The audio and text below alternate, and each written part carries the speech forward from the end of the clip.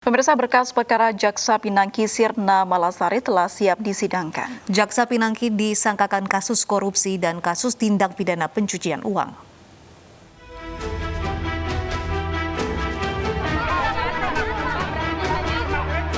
Berkas perkara tersangka Jaksa Pinangki Sirna Malasari sudah dilimpahkan ke pengadilan.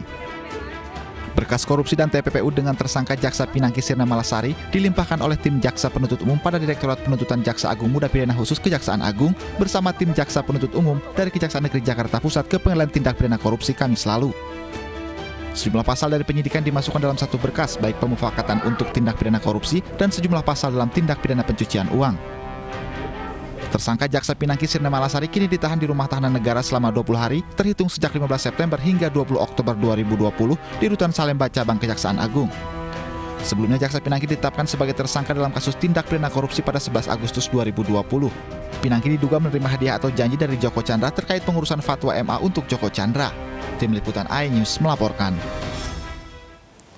Tersangka Jaksa Pinangki diduga berperan mengurus fatwa Mahkamah Agung agar terpidana korupsi Joko Chandra tidak dieksekusi kejaksaan atas putusan bersalah. Pinangki diduga menerima suap sebesar $500.000 Amerika Serikat atau sekitar 7,4 miliar rupiah.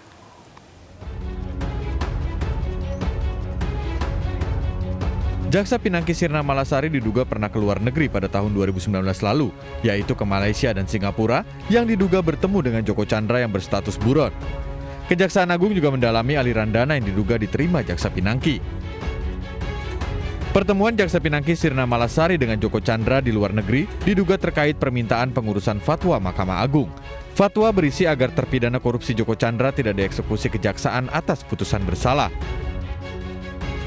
Karena perannya itu, Pinangki diduga menerima $500.000 Amerika Serikat atau setara 7,4 miliar rupiah dari Joko Chandra.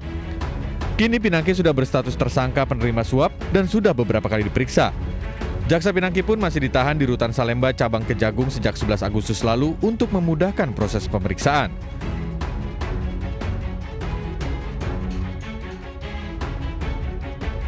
Selain Pinangki, dalam kasus ini Kejaksaan Agung juga menetapkan 2 tersangka lainnya, yakni Joko Chandra dan pengusaha sekaligus mantan politisi Partai Nasdem Andi Irfan Jaya.